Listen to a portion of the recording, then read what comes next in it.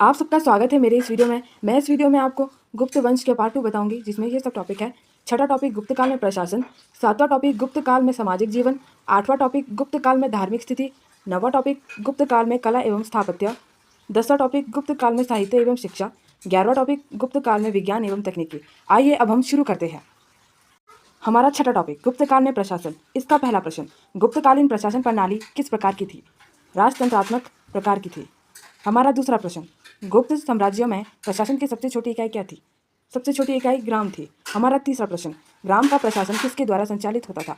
ग्राम का प्रशासन ग्राम सभा के द्वारा संचालित होता था। हमारा चौथा प्रश्न, ग्राम सभा का मुखिया क्या कहलाता था? ग्राम सभा का मुखिया ग्रामी कहलाता था। हमारा पांचवा प्रश्न, ग्राम समूह की छोटी इकाई को क्या कहा जाता था? ग्राम समूह की छोटी इकाई को पेट कहा जाता था। हमारा छठा प्रश्न, गुप्त साम्राज्य की सबसे बड़ी प्रादेशिक इकाई क्या थी? सबसे छोटी प्रादेशिक इकाई देश थी। हमारा सातवां प्रश्न, गुप्त साम्राज्य की दूसरी प्रादेशिक इकाई क्या थी? गुप्त साम्राज्य की दूसरी प्रादेशिक इकाई बुकीत थी। हमारा आठवां प्रश्न, गुप्त वंश में देश के शासक क्या कहलाते थे? गुप्त वंश में देश के शासक गोप्ता कहलाते थे। हमारा नवा प्रश्न, गुप्त वंश में भूकीत के शासक क्या कहलाते थे? गुप्त वंश में भूकीत के शासक उपरीत कहलाते थे। हमारा 10वां प्रश्न, गुप्त वंश में सम्राट का परामर्शदाता क्या कहलाता था? गुप्त वंश में सम्राट का परामर्शदाता राजा मात्य कहलाता था। हमारा 11वां प्रश्न, गुप्त वंश में महाबलाधिकृत किसे कहा जाता था? सेनापति को कहा जाता था। हमारा 12वां प्रश्न, गुप्त वंश में गजसेना का अध्यक्ष क्या कहलाता था? गुप्त वंश में गजसेना का अध्यक्ष महापीलुपति कहलाता था। हमारा 13वां प्रश्न, गुप्त वंश में पुलिस विभाग का मुख्य अधिकारी क्या कहलाता था? दंडपाशीक कहलाता था। हमारा 11वां प्रश्न, गुप्त वंश में पुलिस विभाग के साधारण कर्मचारियों को क्या कहा जाता था? चाट एवं भाट कहा जाता था। हमारा 7वां टॉपिक, गुप्त काल में सामाजिक जीवन। इसका पहला प्रश्न, किस काल में स्त्रियों की पुरुषों से बराबरी थी? गुप्त काल में थी। हमारा दूसरा प्रश्न, नगरों का क्रमिक पतन किस काल की एक महत्वपूर्ण विशेषता थी? गुप्त काल की विशेषता थी। हमारा तीसरा प्रश्न, गुप्त काल में वेश्यावृत्ति करने वाली महिलाओं को क्या कहा जाता था? गणिका कहा जाता था। हमारा चौथा प्रश्न, बाल विवाह की प्रथा किस काल में आरंभ हुई थी? गुप्त काल में आरंभ हुई थी। हमारा पांचवा प्रश्न, गुप्त काल में राजवंशों के आचार्यों या अध्यापक का कार्य कौन करते थे? ब्राह्मण करते थे। हमारा छठा प्रश्न, गुप्त काल में पर्दा प्रथा का प्रचलन किस स्त्रियों में था? केवल उच्च वर्ग स्त्रियों में था। हमारा सातवां प्रश्न, गुप्त काल में पुत्र के अभाव में संपत्ति पर किसका अधिकार था? पत्नी या कन्या का अधिकार था। हमारा आठवां टॉपिक, गुप्त काल में धार्मिक स्थिति। इसका पहला प्रश्न, गुप्त शासक किस धर्म से अनुयायी थे? गुप्त शासक वैष्णव धर्म से अनुयायी थे। हमारा दूसरा प्रश्न, गुप्त शासकों का राज चिन्ह क्या था? गुप्त शासकों का राज चिन्ह विष्णु का वाहन गरुड़ था। हमारा तीसरा प्रश्न, गुप्त काल में वैष्णव धर्म संबंधी सबसे महत्वपूर्ण अवशेष क्या है? देवगढ़ का दशावतार मंदिर। हमारा चौथा प्रश्न, मत्स्य, कूरम, वारह, नृसिंह, वामन, परशुराम, राम, कृष्ण, बुद्ध, कलियुग किन के अवतार है? विष्णु के अवतार है। हमारा पांचवा प्रश्न, विष्णु के अवतारों में से अभी तक कौन सा अवतरित नहीं है? कलियुग। हमारा छठा प्रश्न, किस काल में ब्राह्मण धर्म ने विशेष प्रतिष्ठा प्राप्त की है? गुप्त काल ने। हमारा सातवां प्रश्न, किस काल में शिव पूजा का प्रसार लिंग के रूप में हुआ था? गुप्त काल में। हमारा आठवां प्रश्न, किस गुप्त सम्राट के कुछ सिक्कों पर शिव के वाहन नदी का चित्र पाया गया है? सिकंदगुप्त। हमारा नवा प्रश्न, कुमार गुप्त और बुद्ध वर्मा के मंदसौर शिलालेख में किस देवता की उपासना का वर्णन है? सूर्योपासना।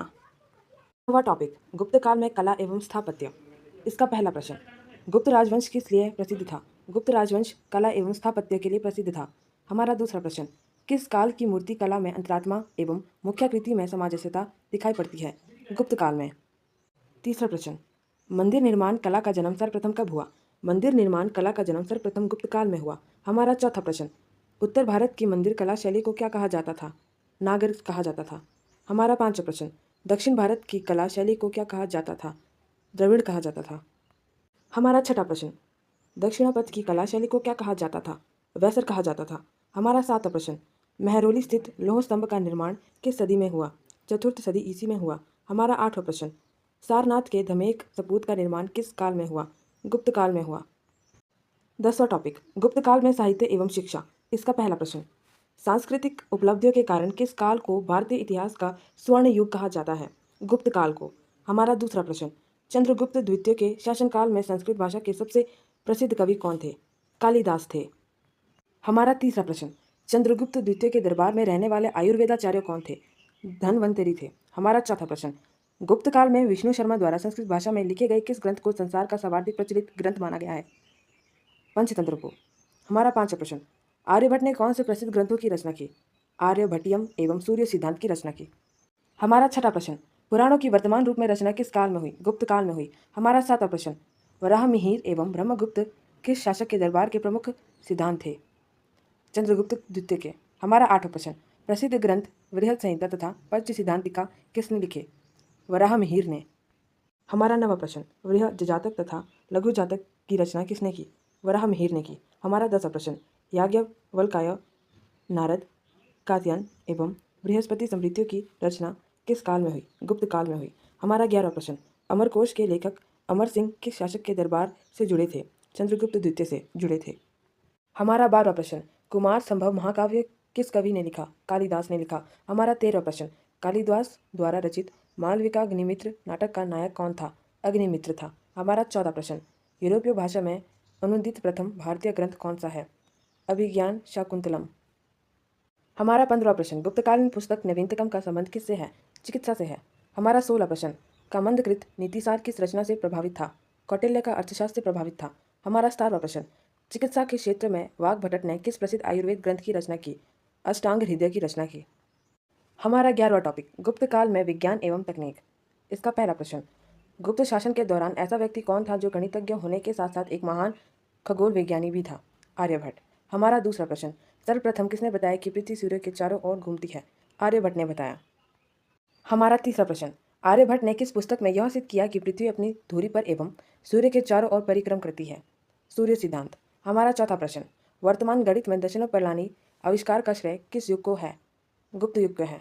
हमारा पांचवा प्रश्न, दशमलव प्रणाली का विकास किसने किया? आर्यभट्ट ने किया। हमारा छठा प्रश्न, किसने त्रिभुज का क्षेत्रफल जानने का नियम निकाला जिसके फलस्वरूप त्रिकोणमिति का जन्म हुआ? आर्यभट्ट। हमारा सातवां प्रश्न, गुप्त युग में किसने सूर्य ग्रहण एवं चंद्र ग्रहण पर भी प्रकाश डाला? आर्यभट्ट। हमारा आठवां प्रश्न, शून्य का आविष्कार किसी अज्ञात भारतीय द्वारा कब किया गया? ईसा पूर्व 2री सदी। हमारा नवां प्रश्न, ब्रह्मगुप्त ने किस पुस्तक में यह बताया कि पृथ्वी समस्त वस्तुओं को अपनी ओर खींचती है? ब्रह्म सिद्धांत। हमारा 10वां प्रश्न, किसने सिद्ध किया कि चंद्रमा पृथ्वी के चारों ओर घूमता है और पृथ्वी चंद्रमा के साथ सूर्य की परिक्रमा करती है? वराह मिहिर। हमारा 11वां प्रश्न, किसने ग्रहों के संचार एवं अन्य खगोलीय समस्याओं के अध्ययन में यूनानियों की अनेक कृतियों का सहारा लिया? वराह मिहिर ने। हमारा 12वां प्रश्न, किसने रस चिकित्सा नामक पुस्तक की रचना की तथा सिद्धांत की सोना चांदी लोहा तांबा आदि धातुओं में रोग निवारण की शक्ति विद्यमान है? धन्वंतरि। हमारा 13वां प्रश्न, आयुर्वेद का पिता किसको कहा जाता है? धन्वंतरि को कहा जाता है।